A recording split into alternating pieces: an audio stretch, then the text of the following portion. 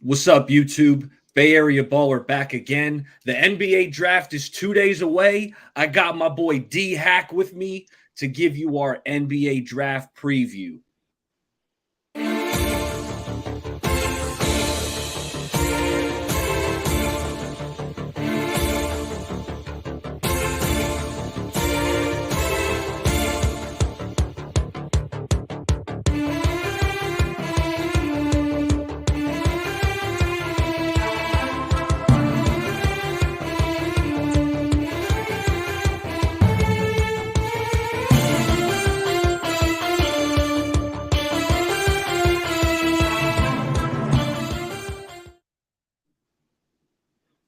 Well.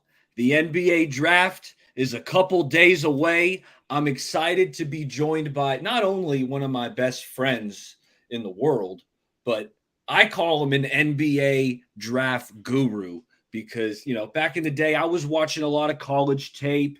And now I kind of fell off a little bit. I crammed for this one. I know a lot of these prospects, but my boy Dhack, man, he's on his P's and Q's. So I said, Hack, come on the show. Let's talk some NBA draft. How you doing today? I'm doing good. It's favorite week of the year, the NBA draft. This is like an annual thing for us, talking about who the Warriors are going to take. It's kind of full circle. We're talking Mike Dunleavy drafting the pick when we talked about him getting drafted back in the day. So it's been a long 20 time years, doing it. Dhack, we've been talking ball for 20 years. And really that you brought it up, that 2002 draft where the Warriors, they had the worst record. We had the most ping pong balls in the lottery. And obviously the top pick, the first pick that year was Yao Ming. But no, the Warriors, they had to fall to 3 and they pick Mike Dunleavy Jr., who, it didn't quite work out how 12-year-old baller and Hack would have liked, as far as his career went. But nonetheless, now he's our GM. So Hack, Yeah. I wanted to get your opinion. I don't know if you saw the press conference, but to be honest, I was a bit deflated. I was a bit disappointed watching the press conference because it really sounded like, Dunleavy saying, I like the roster. He expects Jordan Poole to be here at least 4 more years. And in my mind, Hack, the Warriors, they need to make a big move if they're going to be championship contenders next season. I don't think this team can just kind of tweak things, bring in a couple vet mins, and that's going to get this team over the top. I don't see it that way, and it sounded like at the presser, a trade may not be imminent, but then here's the thing. There could be some posturing, right? You're not going to tell everyone that you're shopping Jordan Poole. That could hurt his value. So maybe there's some of that going on. But I want to ask you kind of what's your status of the Warriors? Are they a championship contender, kind of how the roster's constructed right now? If they just pick a guy at 19 and bring in some vets, can they win a title next year? I think they can win a title if the playing field changes a bit. That's not running into Jokic right away in the playoffs because I think he's going to be a problem. And then playing a team like the Celtics in the championship who you can beat. I think there's a way, they were only, a handful of games from really being in the Western Conference Finals. I think it would have been a better matchup than the Lakers. I do think you need to evolve the team a bit. Same way how you're talking about Jordan Poole, they talked about D'Angelo Russell and Steph Curry and how that was going to work. And then next thing you know, we had Andrew Wiggins on the team. So I don't think there's room for a move to not be made, but I don't think we're going to be making a move just to make a move. And I think we're just going to play it on, like you mentioned, the edges, see how it goes, see who's available in free agency. And who knows, maybe somebody wants out and you can kind of sneak in there and grab a higher value prospect for less. Kind of how we got Wiggins for D'Angelo Russell and we got Kuminga in that deal. So I just wouldn't be major sellers or trying to be active in the trade market to be active. I would only be active if the deal makes sense. And I don't think anything is going to happen, but you never know. It's the NBA. Things change, especially nowadays. Bradley Beal just got traded. Who expected that to be on the Suns? And Chris Paul, who knows where he's going to be? Yeah, Hack. And I agree with you. I don't think a trade is on the forecast. That was the vibe I got from the press conference. But I had to jot down some names because personally, I want this team to make a move. I want to ship off Jordan Poole, attach pick 19, and try and go. If you got to add a Kuminga, who I really like, Jonathan Kuminga, I don't want to just give him away. He's supremely talented. But to get a star, I'd be willing to give up a Poole and a Kuminga and pick 19, to be quite honest. That's only to get a stud. Okay. I'm not talking some mediocre player, but I want to throw a few names at you. I don't know if you got any names, potential Warriors trade targets, because as the draft looms, the closer we get, a lot of these deals start happening draft day or the day before. So, but let me throw some names at you and just your quick reaction. Okay. Pascal Siakam. All right, that's my kind of big crush. Is there any chance? Actually, I kind of heard some rumors. I heard Portland might be trying to make a play for Siakam. What are you hearing? And is it plausible, Siakam to the Warriors? I think Portland has better assets than the Warriors to get Siakam if Siakam's really available. If the Warriors can move Poole and Kuminga and the 19th pick, it's a lot for a guy, I think, on his last year of a deal. And I don't know if you're going to be able to re-sign him just with the new CBA and all the money. If you potentially re-sign Draymond, I think it's a lot for a rental. But like I said, I think Portland's got better assets at the end of the day. That if Siakam's going to move, Portland's going to be able to grab him, maybe throw in the number 3 pick, and then like some top prospects that they drafted last year, like Shane Sharp. But I'd be open to Siakam if we could get it done, kind of as a last hurrah, but I don't think it's a long-term move. DeMar DeRozan. I'd probably pass. Just wouldn't fit in, I think, Steve Kerr's system. That I just would pass probably. I'm in on DeRozan. I like him. Wings. Wings are just, they're so clutch come playoff time, and I think he's respectable defensively. We all know his mid-range jumper is exceptional. I just think he's a vet. If you can, give up Poole, maybe you got to add the GP2 contract, whatever. DeRozan, I would. Now, what about, I haven't heard of his name in trade talks too much, but Myles Turner has always been a name kind of linked to the Warriors. Just give me a big guy who can stretch the floor and he can block shots. I think you think that one's far-fetched. Am I out of my mind, Myles? He's not going anywhere, huh? I have no idea. I thought Myles Turner was going to get traded 3 years ago, and we're still talking about Myles Turner. I'm kind of at this point where I'm like, if we would have gotten Myles Turner before, like that, I would have been down a little bit longer or further ago. I would be open to it now, but I'd just be kind of like, why didn't we pull this deal off 4 years ago when we probably could have moved to Wiseman and maybe something else? Yeah. I got you. Well, now, where are you at with Porzingis, the zinger? I mean, the Wizards, are they in sell mode? If they're in sell mode, right? It's what are you thinking? So Porzingis is a last year deal. I think he can opt in. Maybe you can do a sign and trade. I think he would be a great fit for the Warriors, but just because he is the type of high value prospect where he's almost kind of like damaged goods and kind of fell limelight, and in the right system, people can remember oh, this was the number 4 overall pick, who everyone fell in love with in New York. So I would try to get him if you could in a sign and trade where you get him long term. It's just a lot. These guys are making $40 million, and it's hard to add another $40 million. I know, but Poole's making 30 though. Poole's making 30. I think Poole and Kuminga, that can make the money work. I'm just saying that I think you have to sign and trade him, Porzingis, for the Warriors. So I imagine it would be a longer term deal at the end of the day. It wouldn't be a 1 year rental off the player option, similar to kind of with the first guy we talked about. Just, it's a rental at the end of the day with Siakam. Yeah. Okay, last 2 names I got, and one of them, I heard Bill Simmons said that he does not expect Zion Williamson to be on the Pelicans post-draft. Zion, he's got a massive deal, but, his stock is low right now. His stock Yeah. is extremely low. Obviously, he hasn't played a ton in his NBA career, so red flags maybe going up. But Zion, if I said Zion to the Warriors, what is Dhack thinking? We can win the championship if he can play. I think he could play. If he could play, we'd be championship contenders.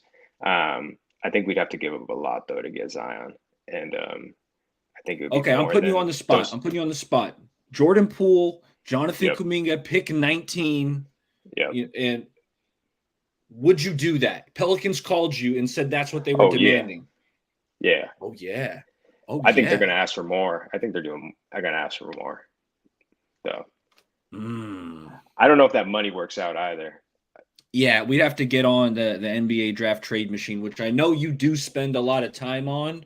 Okay, last guy I'll throw out there, OG Anunoby.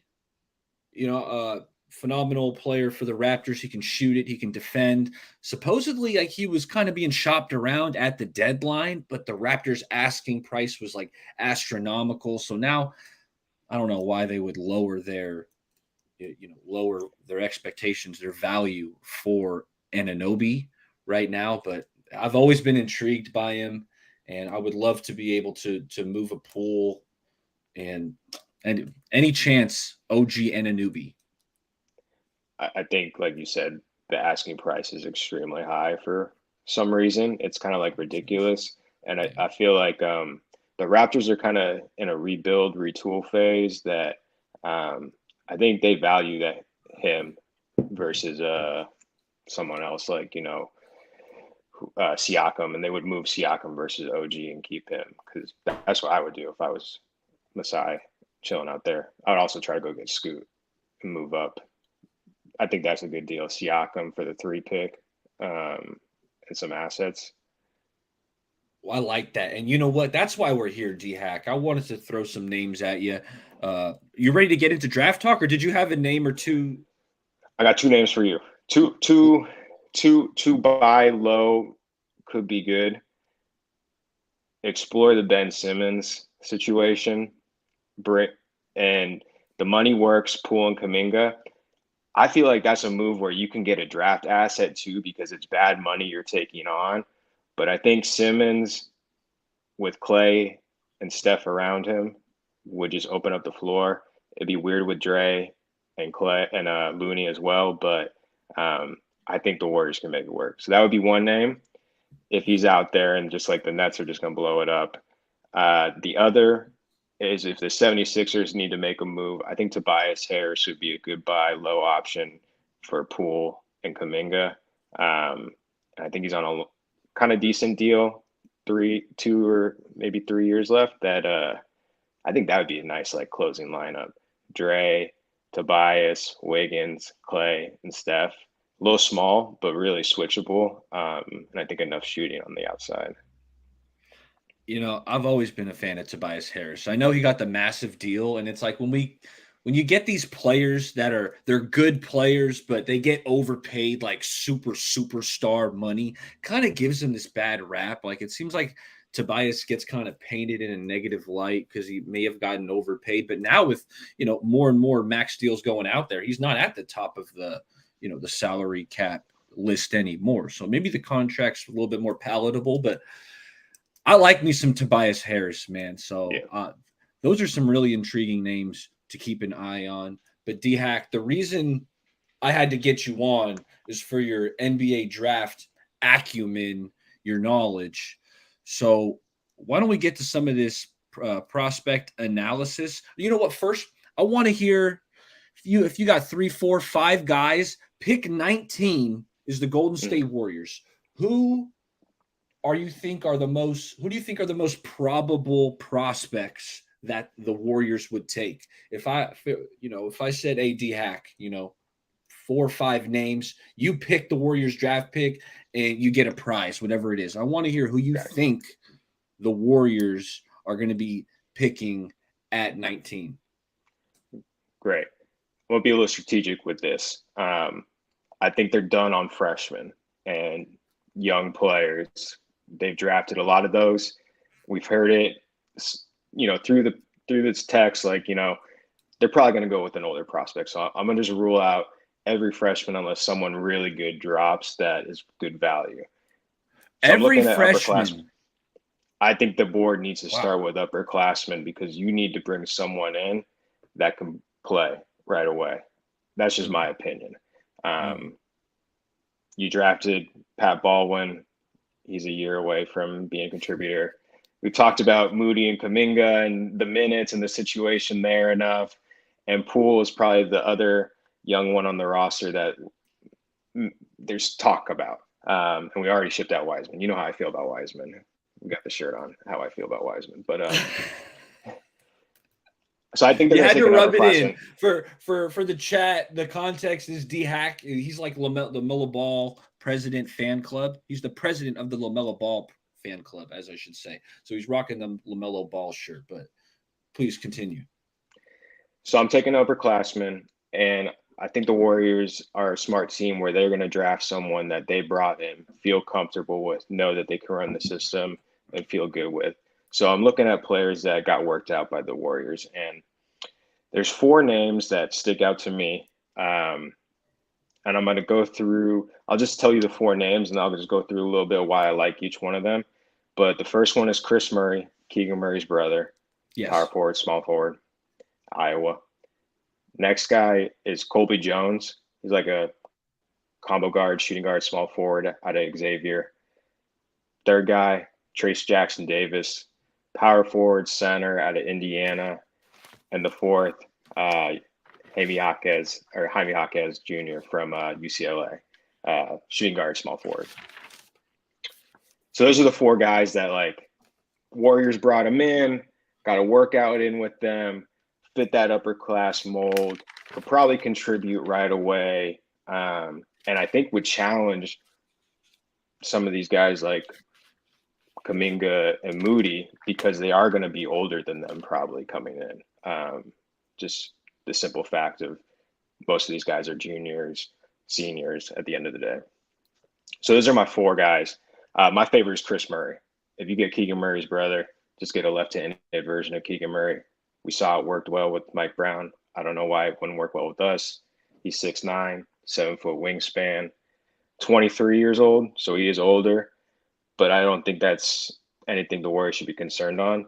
And he averaged like 20 and 8 and shot close to 50% from just a field goal. Probably would want him to be a better three-point shooter, but 20 and 8. And I thought he had a really good year until he got hurt at Iowa. And he's always been in that 19 range throughout the entire year in college basketball through this draft process. So if he's there, I would take him. I think the Lakers might take him if he's there. But that would be my number 1 guy. I love it. Dhack. I got Chris Murray. So I got a star by his name as one of my 5 prospects I could see the Warriors drafting. And let me give you my 5 guys. And let me hear your thoughts on them.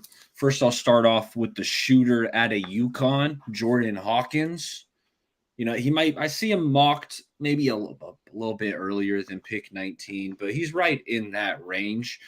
What I love about Jordan Hawkins, the shooter out of UConn, is how good he is off ball. We know Kerr has all these guys running around off screens, off these loony screens, Draymond, and, catching the ball, squaring up and stroking it. Jordan Hawkins, that's his area of expertise. So if he slips to 19, I could absolutely see that. I think it makes a lot of sense.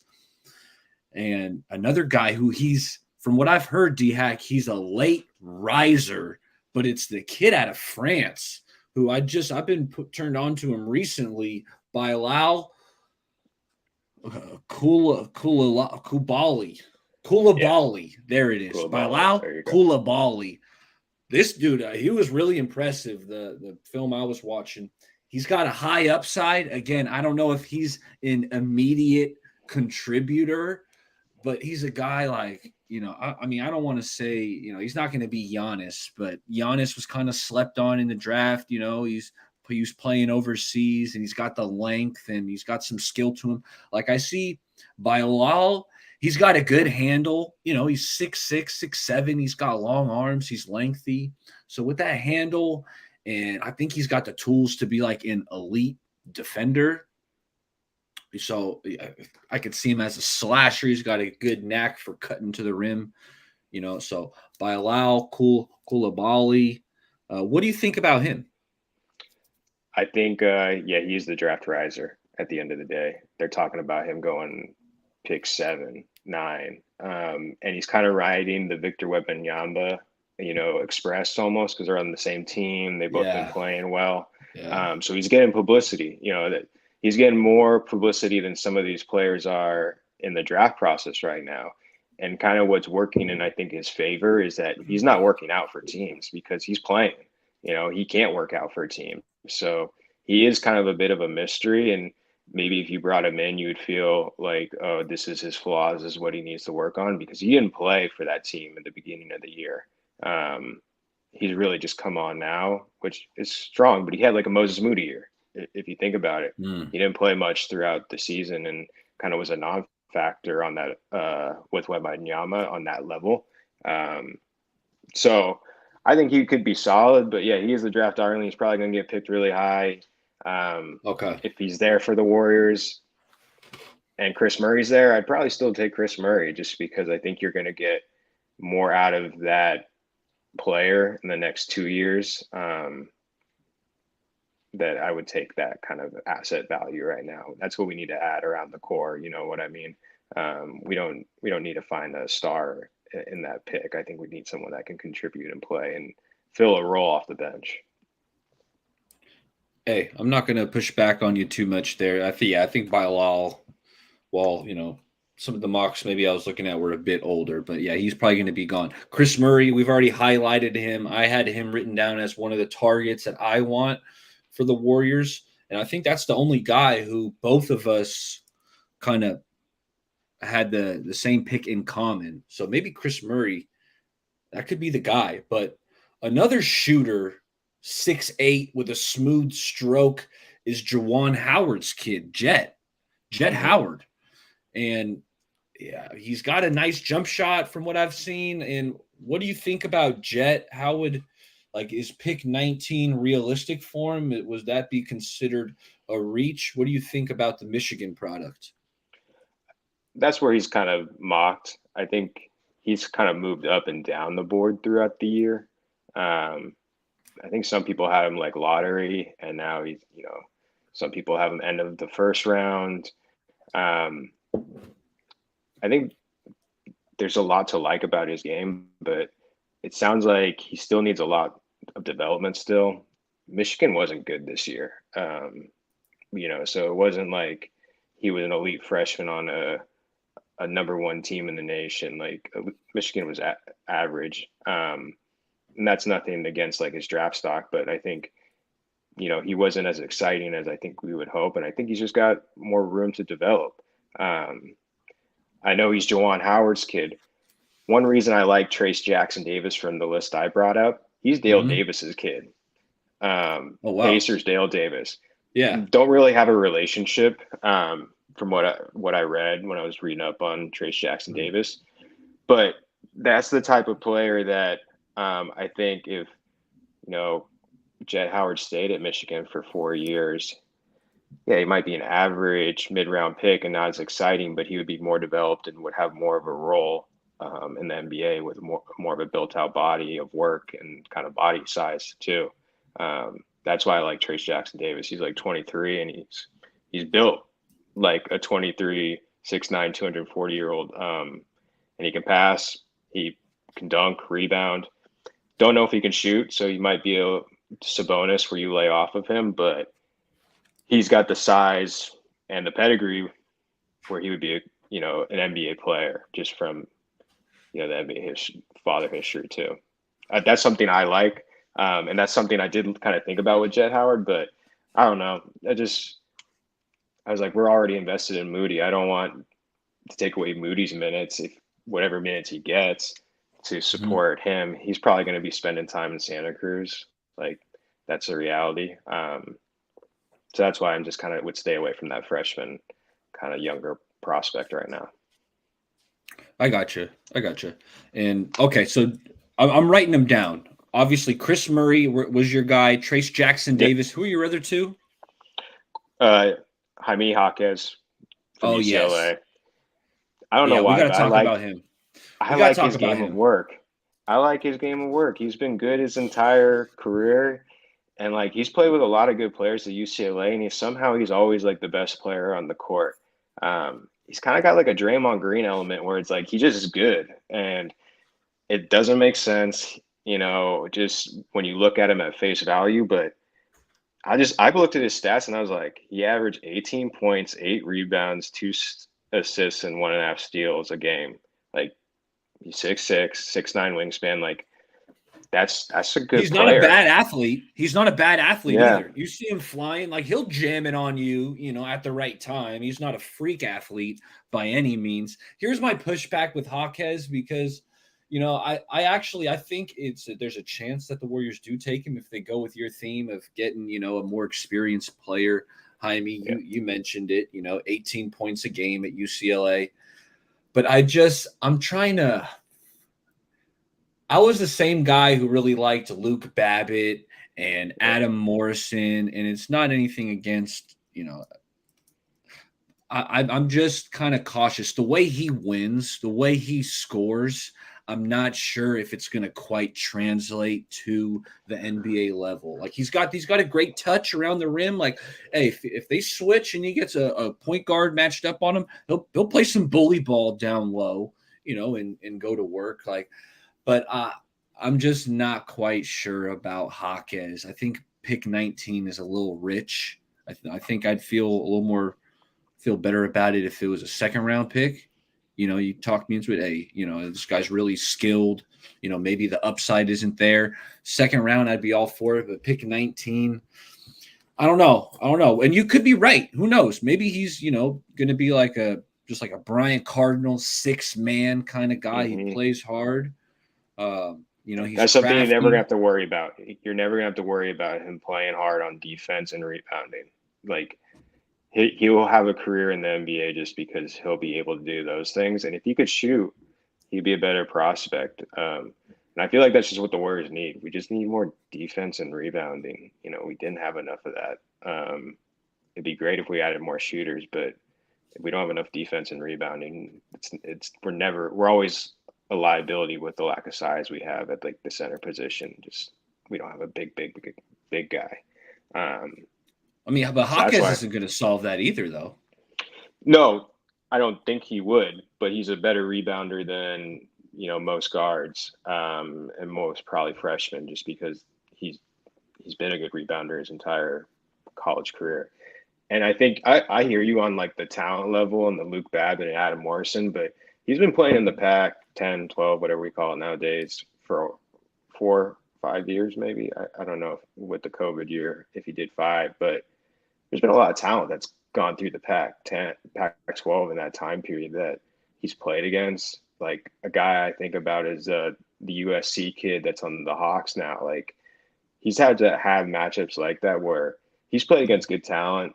I saw him destroying Drew Timme, and I'm not saying Timmy's a good NBA prospect, but he seems to exploit matchups in ways that works well. I like me some Drew Timme. No Drew Timme slander on my channel, Dhack. I'm a big Drew Timme guy. Hey, get him the ball in the post and let Timme go to work. I think he's kind of off. Did he go? Is he in this draft? He's probably getting drafted. Maybe second round, probably undrafted. Hey, Timme, you could play on my summer league squad anytime, Drew. Okay, let me throw one more name at you because I think this guy is I wrote down very intriguing next to his name. Out of Pepperdine, Maxwell Lewis. He's got some length, 6'7". The jumper looks pretty good. He shot it at 35%. He averaged 17 a game, 6 boards, 3 assists. I don't know the film. Not that I watched a ton of Pepperdine film, but this kid, Maxwell Lewis, as I wrote down, very intriguing. What say you? I gave you 4 names. He was number 5. If I were to give you a 5th name, he was number 5. So I like me some Maxwell Lewis. Like you said, Pepperdine, wing. He's a sophomore. I think he's about to turn 21. I think he's been on like the draft radar for a while now, because he is intriguing. It's just he's been the one who's been at Pepperdine, hasn't played against good competition, and Pepperdine wasn't good. You know, he's like a Pat Baldwin type player, where last year wasn't a great year for him, but the prospect is intriguing. So I wouldn't be upset about it, but I don't think he would contribute. That's why he would contribute right away, but I think he's going to be a good NBA player. He kind of reminds me of like a Devin Vassell, Trey Murphy type of player, which I would take. But yeah, I like him. I had him 5. That's the name I like. The way we aligned on my number 1 and my number 5, so we'll figure it out somewhere in the middle. It'll probably be Trace Jackson Davis. That's like the most Mike Dunleavy pick, taking a 23-year-old All-American small ball 5 center. That's like Diago right there. So that's if I had to put a bet down, that's my bet. That's your pick, huh? Trace Jackson Davis. Okay, that's not who I want. I had. No, that's my bet. I got you. That's who you think. If you had to pin your hat on one guy, it'd be Trace. I can't give you too much. That's one prospect I didn't quite get to. Maybe he was a little further down on the list I was looking at. Again, that's why I brought you on here, Dhack. You're the draft expert. I've been watching a lot of football, as you know. But I did try to, I tried to cram for this one and get to know a lot of these prospects so I could give you and the audience my A game. But we're going to go old fashioned. This is what me and Dhack grew up. This was our go-to draft site because as Warriors fans growing up, there was no dynasty. There was no Steph Curry yet. So it's like me and Dhack we'd study NBADraft.net, get to know all these prospects. And I mean, we've been talking NBADraft.net for 20 years. So Dhack. The site looks like it's 20 years old. I'll give it that. We're not kidding when it's been 20 years. Hey, if it ain't broke, don't fix it. Like if they kind of screwed with the overlay and it looked completely different, I don't know if I'd go back. So I like the way they keep it relatively the same. Okay, up top, obviously, we got Victor Wembanyama, the Frenchman.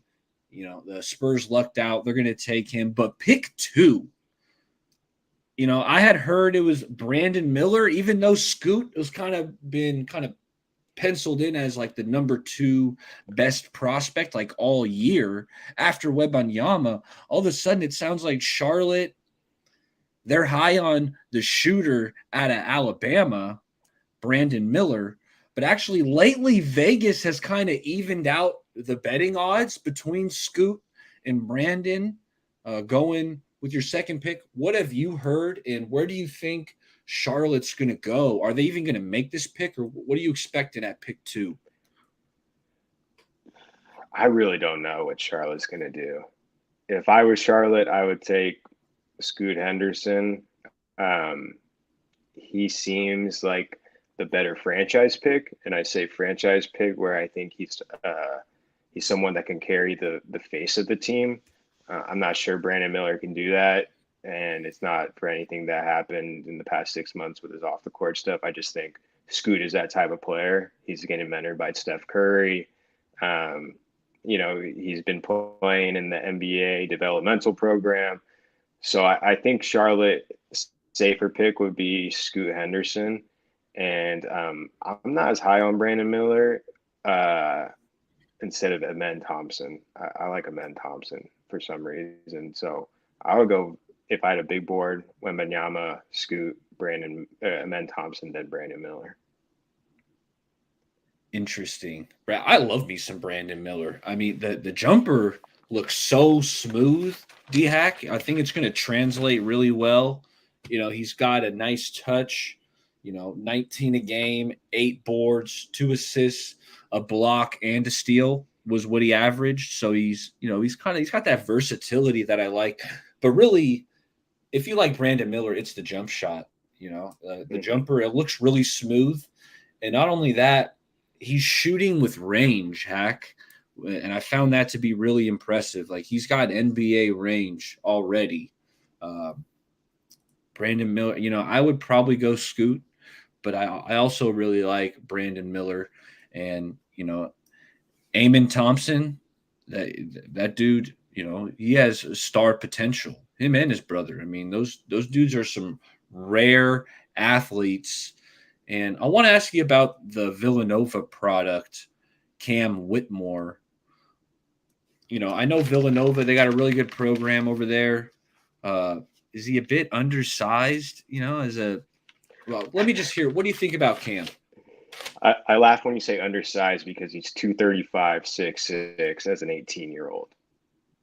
He's probably one of the younger players, and he's well, I mean, because he's kind of got that like Brandon Clark to him, where he's like an undersized power forward, right?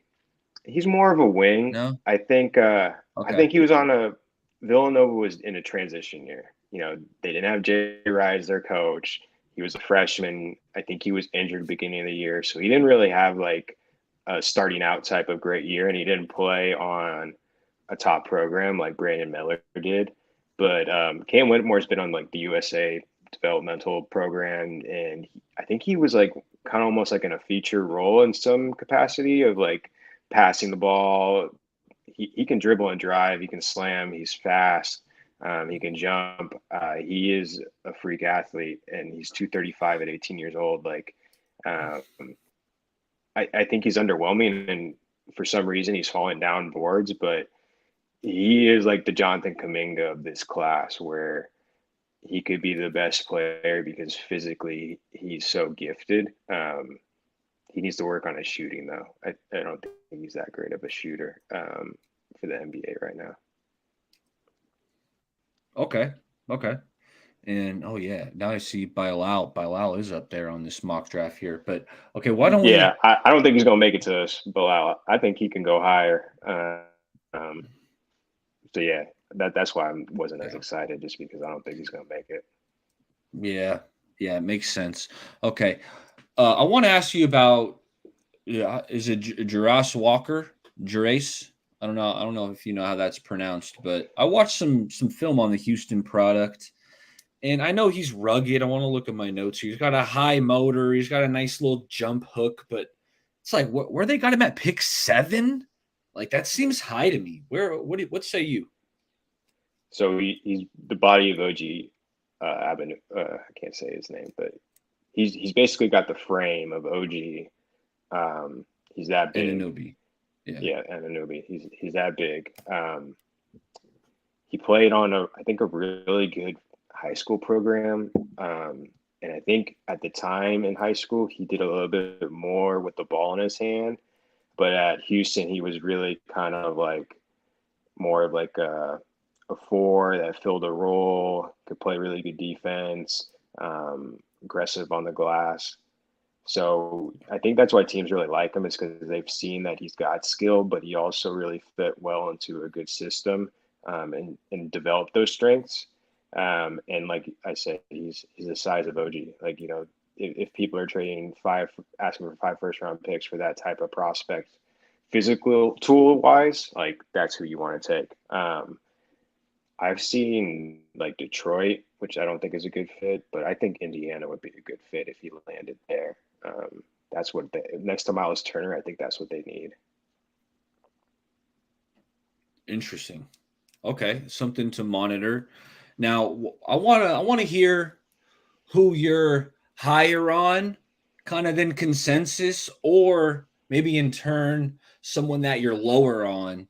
And I'm going to start out first. I'm going to go with lower on, where I'm lower on Anthony Black than I feel like the consensus is. I know he's got a good feel.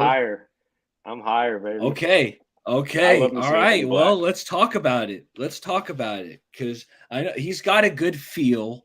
He's smart, but I just don't see the elite athleticism. The jump shot has potentially a long ways to go. Like, to me, I don't know, Dhack. Again, you watch these guys more than I have, but from what I watched, he looked like a fringe, like backup point guard. And That's not the way these mocks got him going. He's pick 11 here on NBA Draft. I've seen him even higher elsewhere. So school me, get me up to speed on Anthony Black. Yeah, I like Anthony Black. 6'7". I think he's a point guard, but you could just say he's a guard wing. Um, he averaged 13, 5 rebounds, 4 assists, 2 steals. He's a really good defender. I think if you were to watch his highlights, you'd see half our defense and the other are offense. His offense, he definitely needs to work on, but he can put pressure on the rim. He's a willing passer. He moves the ball.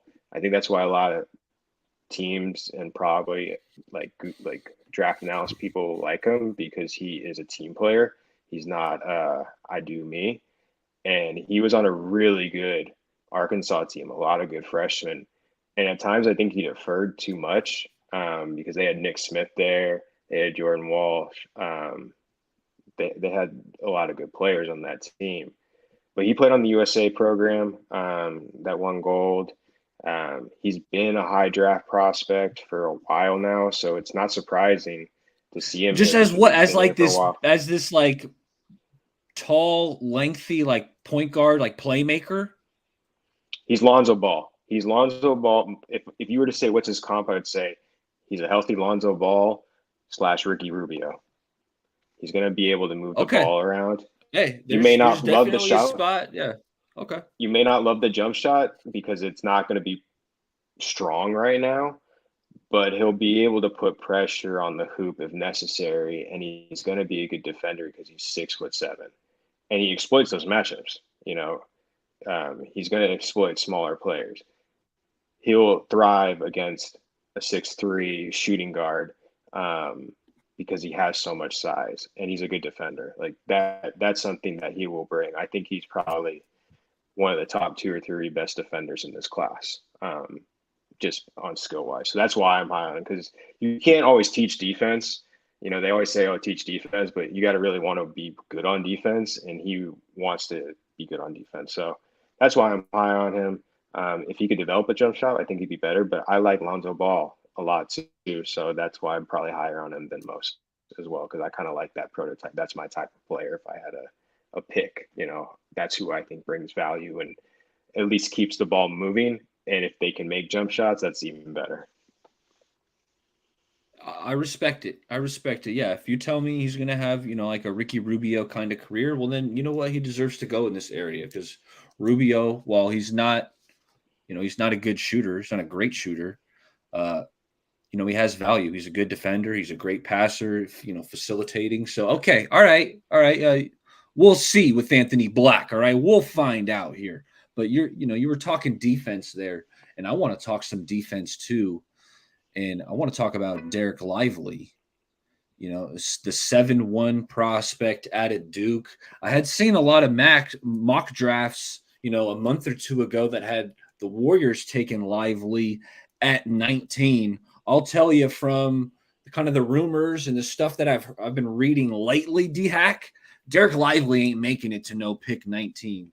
I'm hearing potentially top 10. What are you hearing about Lively? And you look at the stats, you see 5 points, 5 rebounds at Duke, and you can kind of scoff at it. But then you kind of watch the film and you hear that he's really stroking it in these workouts, shooting the rock from distance. So what do you think about Lively? Yeah, he's in a good draft class because he at the center position you have Wembanyama, which is obviously top prospect, and then it's him, and then I guess you maybe would say Trace Jackson Davis, and then it's James Najee who's playing in Barcelona. So it's a really weak center class that he's got to be the next one to go. But you're right, he only averaged 5. He kind of played in like it's Duke, but he kind of played in a weird system where he had another big man with him, Kyle Filipkowski, who's like a 7-footer with a lot of like Drew Timme, but taller. So it's kind of weird because it's like, did we really get to see him as a true prospect because he was kind of in a twin tower situation as a freshman at Duke with John Shire? There's just a lot of mystery there. I think workout wise, yes, he's been tantalizing, when I look at him, I just see Willie Cauley-Stein, and we had Willie Cauley-Stein, and it was good. I didn't mind it, but You know it didn't what? like do Good anything for might be us. a little strong. Good might be a little strong. Yeah. He was decent. Well, yeah, he filled a need, but like the point being is that I don't know if that's going to be really the difference maker for us having him, um, because I don't think he'll play like real like meaningful minutes because I think he'll be a mismatch on defense outside of his shot blocking. I think like Brook Lopez would be like a great career for him. A big man that can knock down outside shots and can protect the rim. But You say Brook Lopez? yeah, Brook Oh my Lopez is a good God! player. If he's Brook Lopez is a freaking big time. If he Yeah. turned into Brook Lopez, the Warriors need to go trade up to go get him. That's what I'm saying is like I think the best case scenario, and Willie Cauley-Stein is also in that possibility too. I got you. Okay, so somewhere between Willie I'm giving you a Cauley-Stein and range. Brook I'm giving you a Lopez. range. I I'm got not you. I got guaranteeing okay. Derek Lively's going to be Robin Lopez. He could be Brook Lopez for all we know. Or Robin. Hey, I mean Robin. yeah, Robin. yeah. Hey, I've been, trust me, you know as well as anybody, I've been clamoring for the Warriors to get a freaking Lopez for the last decade, but it hasn't happened. Hey, Robin, Yeah. it's not too late, Robin. It's not too late. Come back to the Bay. No, you want to be in Orlando. You want to go hang out at the Disney World. Anyway, let's keep it moving. Hack. Oh, yeah, there's a name coming up here who I don't think he's going to make it. Actually, this is pretty low in terms of where I've seen him mocked, and I'm talking about Dick, Grady Grady. Dick. Yeah, the 6'8" sniper. I feel like this is a bit low. Where did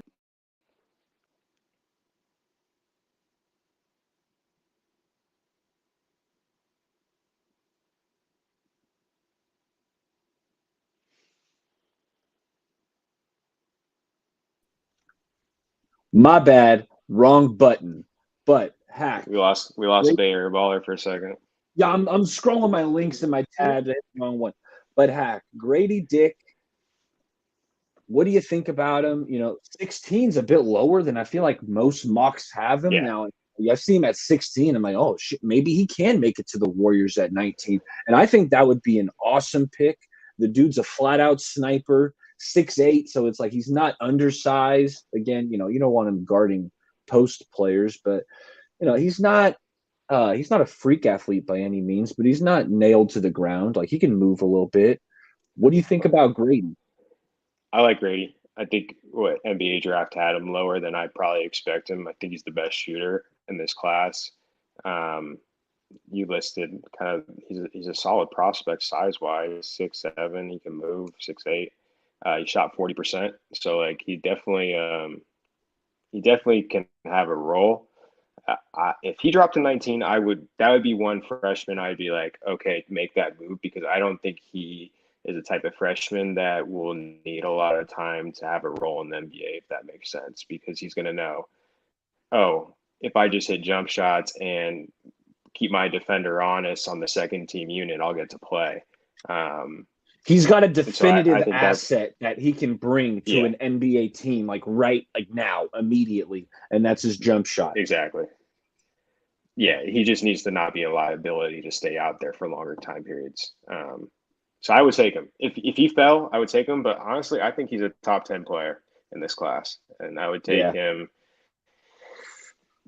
Pick 9, pick 8.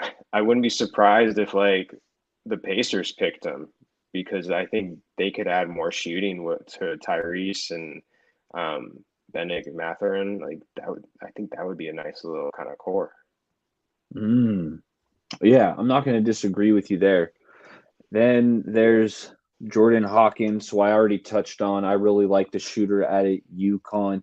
Nick Smith is he's a prospect who I didn't really get to know too much about. So I'll ask you about him. My notes say he was a former top prospect. He was pretty inefficient as a scorer.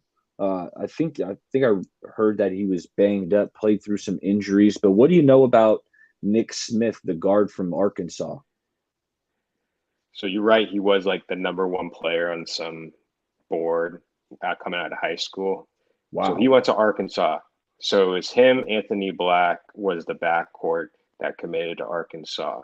So that was like the number one backcourt class, I guess you could say, for freshmen coming this year. Okay. He Yeah. was banged up, and that's where Anthony Black took the kind of more on ball role at that time, and then Nick Smith came back, and I think a lot of people think that like Nick Smith kind of just took more ball ownership, and Anthony Black kind of came off ball.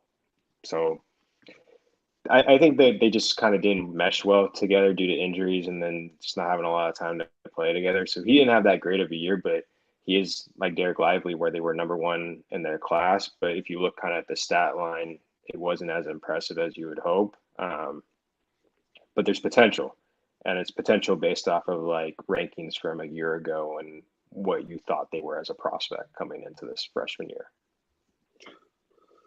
Potential can get you in trouble sometimes, Dhack. I'll leave it at that. But okay, And there's this draft Smith. is all about potential sometimes, and that's where I think teams go wrong, where Desmond Bane gets picked at 28, and he's a great player in the NBA within the first 5 years, and other guys are fringe G League bench guys on their teams, don't even make a second contract. So it's a crapshoot, and I think this year, outside of like the top 8, anyone could be hit or miss. I don't think there's a lot of like for sureness in knowing who's going to be a good prospect from like pick 14 to 45. I want you to school me up on game on the guard out of Santa Clara. I don't know too much about him. I know he was a bucket getter at Santa Clara. I'm talking about Brandon Podziemski. What do you think about Brandon? Is pick 20 where they have him here? Like, is that rich, or like where do you see him going? So when I really started like crunching prospects, maybe like 4 months ago, I had him as like, this is the Warriors pick. He reminds me of Dante DiVincenzo. And what I like about him is that he's a great who's going to be gone, guard. by the way. Now that we're mentioning DiVincenzo, it sounds like, he's going to cash in somewhere else. It ain't going to be with Golden State. So getting a player who could maybe do some similar things would make some sense. But please continue on Brandon. Yes, and what he does similar is that he can play point guard, shooting guard. So he can be off ball or on ball, which Dante does well. He rebounds extremely well. I think he averaged like 8 rebounds this past year. He did. I wrote that down. Yeah, he did. And I got excited about that because I just like guys that can rebound, because the more rebounds you get, the more possession. It's a mentality, Dhack. Rebounding. It's a mindset. How much are you going to commit to crashing the glass? That means kind of putting your body on the line because you're soaring up. When you're jumping up for these rebounds, someone might take you out. It's a mindset. Some players have it, some players don't. And that's what kind of turned me off of James Wiseman. I loved Wiseman as a prospect coming out. But once he got on the floor, the guy, it's like he's allergic to rebounds, And that might be strong, saying he's allergic to rebounds, but he just didn't have that mindset to attack the glass. Like, that's what I love. And Dante has that. So now you're really getting me excited about Brandon Podziemski, because I love guards that show that tenacity to get after it on the glass. Yeah. So I liked him a lot. I got really high on him, and I think rest of draft culture got really high on him for a while, and he's kind of leveled out in this 20 range. His story is that he went to he's from Wisconsin. I think he played ball with like Pat Baldwin growing up, AAU, and he went to University of Illinois, didn't play, and then transferred to Santa Clara this past year and just started playing right away, and was WCC player of the year. Yeah, he had a great year. So he kind of came out of nowhere because he really hasn't played a lot of college basketball outside of this past year. And I think the Santa Clara factor with Jalen Williams of last year has a little kind of like luster still that you see like good players can come out of Santa Clara. Steve Nash. Yeah, so like I'm buying in. It's just the more I take a step back, I'm like, well, he's not going to be Dante DiVincenzo right away. He's going to be probably a little bit slower on defense and be probably more Ty Jerome-esque to the start. And that's where I started leaning like I like Chris Murray more. And other players that I mentioned where I'm like, they have more size. They have a tangible asset that will thrive right away. I think Podziemski can rebound and he can be a good, facilitator. But I think he's going to have to be like a second unit facilitator because I think first team is going to be a little too too much game speed for him to keep up right away. So that's why I like a Dante DiVincenzo role because I think Dante's a really good second team main ball facilitator or off ball player with the ones if needed. Definitely. I like me some Dante. I wish we could keep him. Me freaking too, man. Dante, he got off to a kind of a sluggish start in the playoffs, didn't have his best series against the Kings, but it was, he started playing better. And during the regular season, he was big time. The Warriors might not have hosted a home playoff game if Dante wasn't there. He was the glue. He was the glue this year, in my opinion. But I got some prospects on the screen here. Noah Clowney. We've already touched on Jaime. Olivier, Ryan Rupert. Out of some of these names on the screen here, why don't you touch on a couple guys that you like? So I'll talk about Omax because Marquette guy, that's my guy. I watch a lot of Omax. I've probably watched at least like 15, 20 games of Omax play. And that's right. Yeah, we got to tell the audience. We got to tell the audience that Dhack's a Marquette alum. So he's been, he was schooling me up on Jimmy Butler way before he turned into a star. So yeah, get me up on game because I don't know about, as you called him, Omax. Let me know. Omax. Yeah, I got game on Omax. He transferred from Clemson. He started at Clemson. So he did 1 year there. He did a year at Marquette, and then this was his second year. And Marquette just had a great season. They were top 10 ranked. He played kind of like a power forward role almost, but he's like 6'9", 6'8". He is a great hustler, defender, rebounder, loves getting into the fast break, can finish. His shooting, I wasn't really sold on, but I honestly thought it got better over time this past year. And he just kind of rose up draft boards because he played so well at the combine. He tested so well because he is 6'9", 220, can kind of like play that 3-and-D transitional role. He reminds me of like Jonathan Kuminga light, but will hustle and rebound and play defense and will just be okay doing that. I don't think he needs to score because he was never featured as like a number one scorer. He just gets a lot of hustle points in transition, open 3-point shots in the corner, quick cuts, things like that. So I think the Heat will take him because he feels like a Heat type player. And he's got a good size that he can play like a small ball for. Hey, those versatile wings or guys who can defend wings, there's always room for a player like that, somewhere on your roster, whether it's in the starting lineup or coming off the bench. So if Omax can bring some defensive wing ability, he'll absolutely have a spot in this league. I want to ask you, Dhack, if we're looking at later prospects, maybe who's a guy in the second round, second round guy who you're pounding the table for, like this is your guy who you think's going to have a successful career, who might be maybe he's getting a little overlooked. Who's your second round steal? I didn't prep you for this one.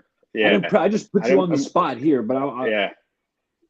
I'm going to well, I say got he's a you. second rounder. I'm going to say he's a second rounder.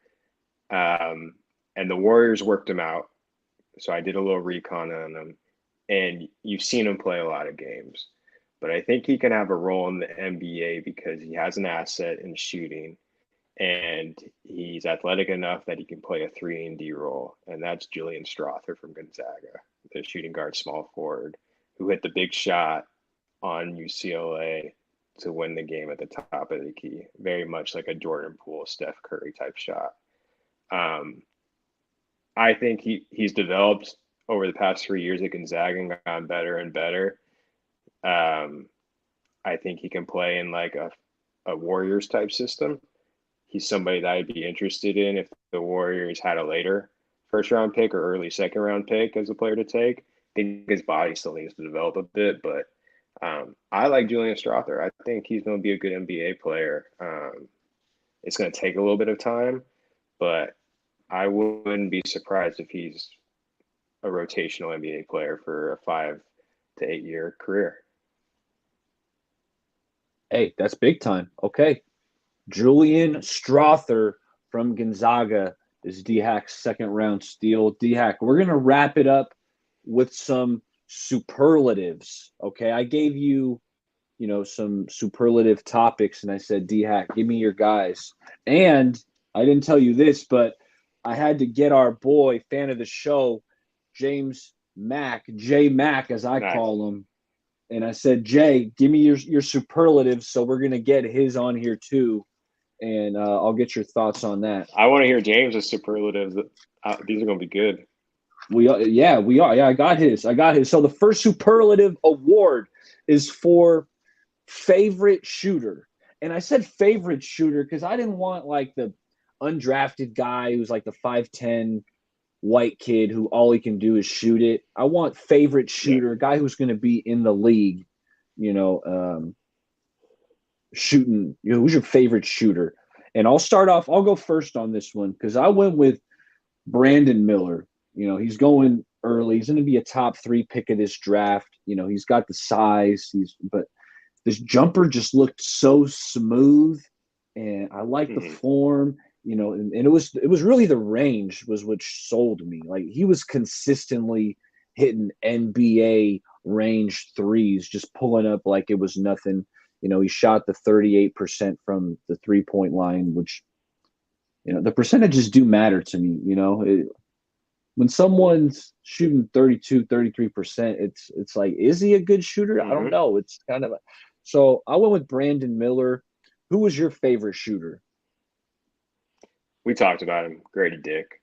He is a 40% 3-point shooter. I think he's a better in transition 3-point shooter. And he has that like Klay Thompson, Kyle Korver 3-point shot where it doesn't even look like their arm moves because they have like the flick of the wrist down so well that it comes off so robotic.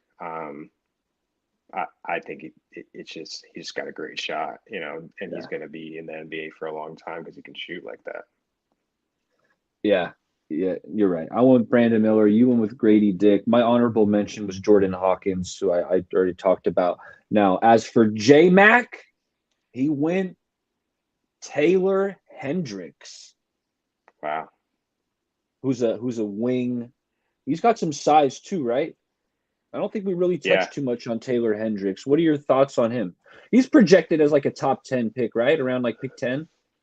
Yeah. He went to UCF, University of Central Florida, freshman. He's like 6'8", 6'9". He can play defense. He kind of played like a small ball center role. I really didn't know much about him, but he's kind of been top 10 draft pick for a while, so I've had to do a little research on him. I think he's a good player. If I had to compare him, I would have said like the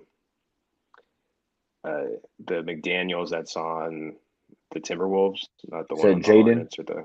Yeah, I can't remember if it's Jay. I think it's Jaden. There's a couple McDaniels in the league.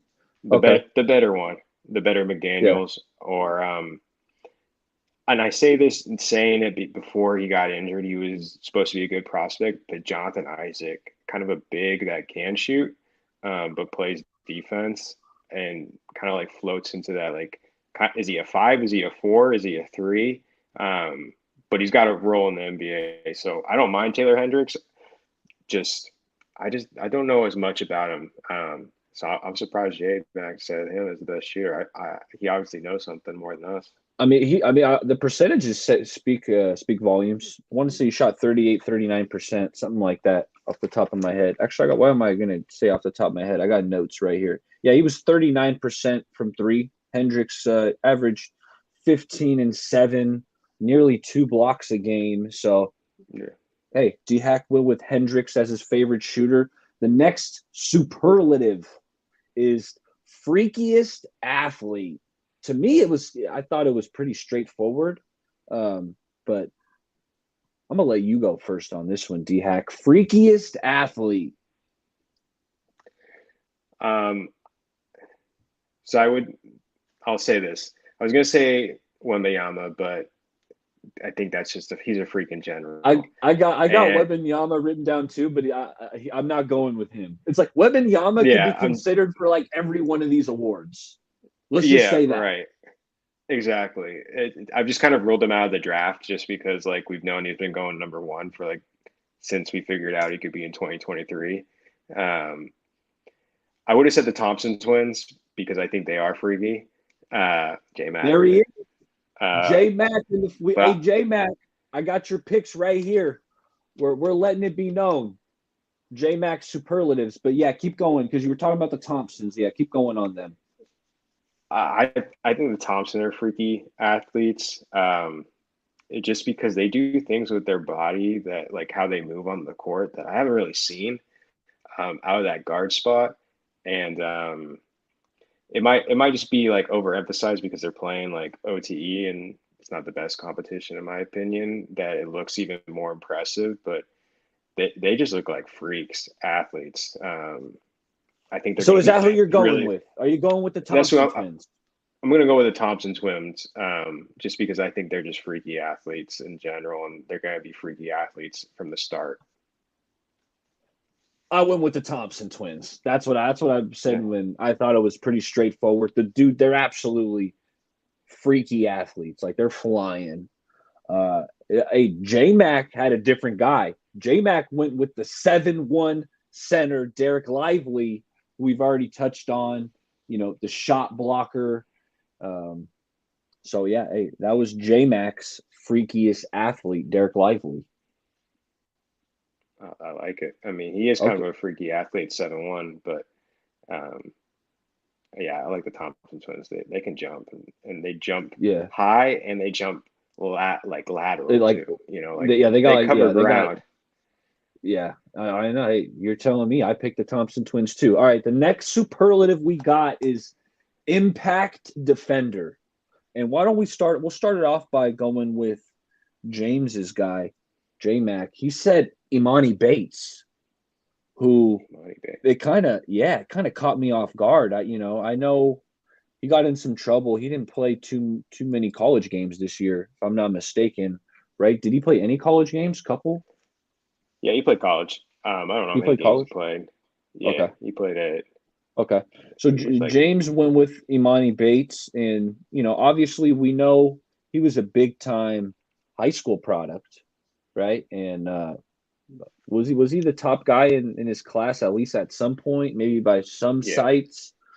But where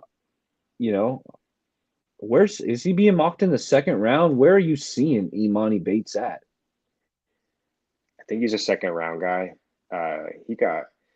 He's like super young. He like reclassified from like a junior to like a freshman and didn't go well at Memphis.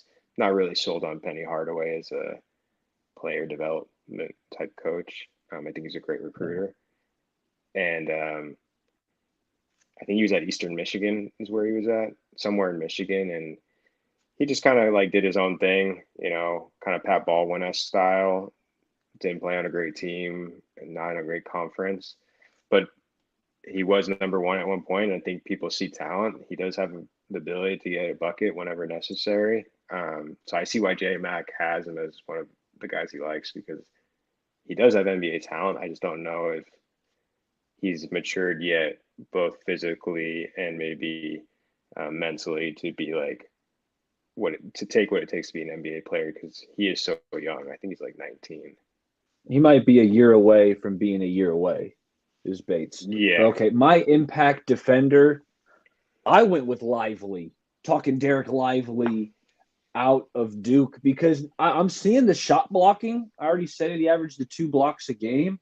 But Dhack, and this is contrary to what you said something a bit earlier, I thought he looked pretty, switchable for being a 7-foot big. Like, I thought he was staying in front of smaller guys pretty well, and that kind of versatility defensively, I think, is what the league wants. The league doesn't want 7-footers who can't move, that routinely get beat off the dribble. And I don't think that's going to happen with Lively. And that's why I think his defense is his strength, in my opinion. And that's why I got him as my impact defender. Who's your impact defender? Anthony Black, just because he's a 6'7". Back to your boy. Lonzo Ball, averaged 2 steals a game.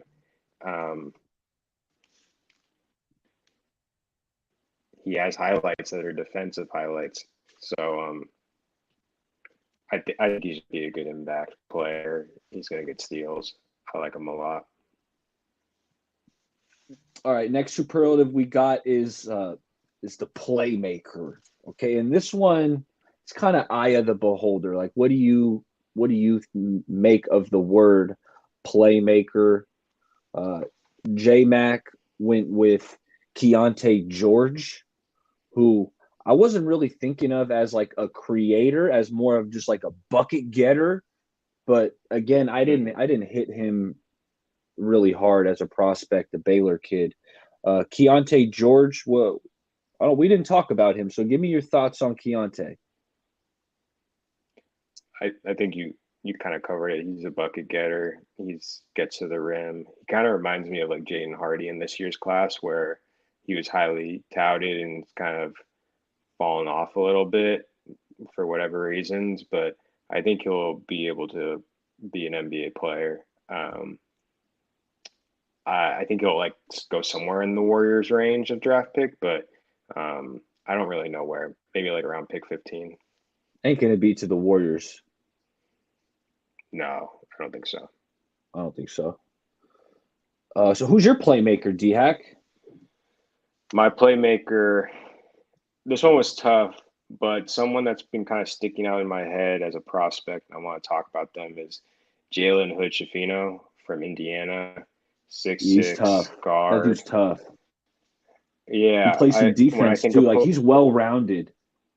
He is well-rounded. He's a hooper, and I like how he can play as a scorer, kind of as a lead guard, and play in the pick and roll and be like, I'm going to get my shot and, get to the hoop because he's 6'6", or he can pass the ball, and he's more than willing to pass. And a lot of the highlights I watched were him and Trace Jackson Davis, and there were a lot of good pick and roll that really made them both look good. And I just kind of like players like that make their teammates look good, but when you need a bucket, they can also be creative with the ball and get a shot or get to the hoop. No doubt. Okay, my playmaker, I put too much thought into this one. This one was, I went with Scoot Henderson.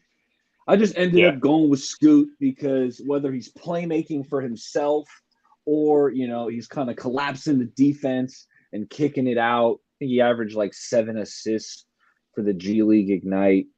I said, you know what? Don't put too much thought into it, man. Just go with the guy who's staring you in the face. Answer. Just go with Scoot. Yeah, I went with Scoot Henderson. But the last superlative we got is the Big Time Scorer Award. And I want to start off with James's guy, because to be honest, when he gave me his list, I hadn't done any research on this cat. But after he gave me the list, I went and I checked him out, and there's some upside there. There's definitely some upside, and we're talking G.G. Jackson, the forward who he's a forward. Was he at South Carolina? off the top of my head. I think he was Yeah. at South Carolina. And I mean, I thought the 3-point percentage wasn't great, but the shot, like, it looks solid. Like that might be something he can improve. But what do you think about G.G. Jackson? Another guy that reclassified, was like number one in this class, reclassified, become a freshman this year, went to South Carolina to be the guy, and kind of a mixed result, but I think a lot of potential. I think someone's going to take a risk on him in like the late lottery to early 20 picks. I don't think that's going to be the Warriors because it's a developmental project, but I like him as someone to take a risk on because he could be the best player in this class. He's got good size and he can score. He can be better than Victor Wembanyama. No, I'm just saying, kidding. I'm screwing with you now, Dhack. I'm screwing with you. I'm thinking that outside of Victor Wembanyama, he could be one of these guys that you look back and we're like, oh, why did he go 20? Like, we knew he was the number one player in his class. It was just because he had a bad freshman year at South Carolina, but it wasn't even that bad. I didn't think it was bad. That's the thing. It wasn't even that bad, at the end of the day, but it wasn't like Brandon Miller, it wasn't that good. And I think that it's just like part of the narrative, like, you're right. He shot. No one talked about South Carolina. From the field, 38% from the field. That's not good. Because he kind of was doing he got the ability to do his own thing. He didn't go to like a Kentucky or Duke where he would have had to play in a system and like would have been limited by and got average 5 points and 5 rebounds like Derek Lively. He went to a team where he could be the central focal point and have the ball in his hands, which I think is a good kind of like way to think about things when you're thinking about developing yourselves at college. But he's low. That hurt him on the boards for whatever reason, but he was like number one for a couple weeks or months really early in the year because he was so high of a prospect. Okay. Who's your big time scorer? Actually, let me give you mine. Hold yours, because mine's not very exciting. Because again, I was like, you know what, just don't overthink it. I went with Wembanyama. Wembanyama. So I knew I had to get mine out of the way because I took the easy way out. But let me hear who you got. Big time scorer. Big time scorer. We didn't talk about him at all, but his name's Bryce Sensabaugh. He's a freshman at Ohio State, 6'6". He's thick. 6'6", 235. He is, dude. He doesn't look like a guard. The first thing I wrote down, thick build.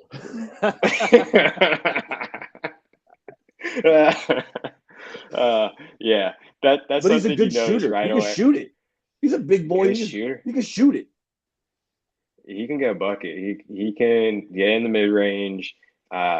He knows how to create space with his body, and he uses it to his advantage. So I like him. He kind of reminds me of T.J. Warren, but thicker. That's how I was going to describe him. Is like a bucket getter. I wouldn't be surprised if he drops 30 in a game in the next 2 years because he can if he gets hot, and he's got the ability to get it behind the 3-point line or in the mid range. 41% from distance did Brian Sensabaugh shoot. So he's a big boy. He can shoot it. He averaged 16 points, 5 rebounds, 1 assist, just to give you his stat line for this past year. Yeah, what I just wrote down was 40% 3-point and 83% free throw. I think that is enough to show that he is a scorer and shooter. Hey, Dhack, I think we hit on a ton of these prospects and gave some really good insight. Thank you to the chat. Chat was live today. Appreciate the chat. But Dhack, I want to make sure that, we don't leave anything on the table. Was there anybody else you wanted to touch on or any last thoughts before we kind of wrap it up? I told you, I think Chris Murray's my favorite pick for the Warriors. I think the most Mike Dunleavy pick is Trace Jackson Davis. I've accepted it just because it's full circle. That's how Warriors drafts go. We never get the but guy we want more often than not. It's like me and Dhack talk about all these guys, and we analyze all these prospects. We get excited about it, and then they go and they take Ike Diagu.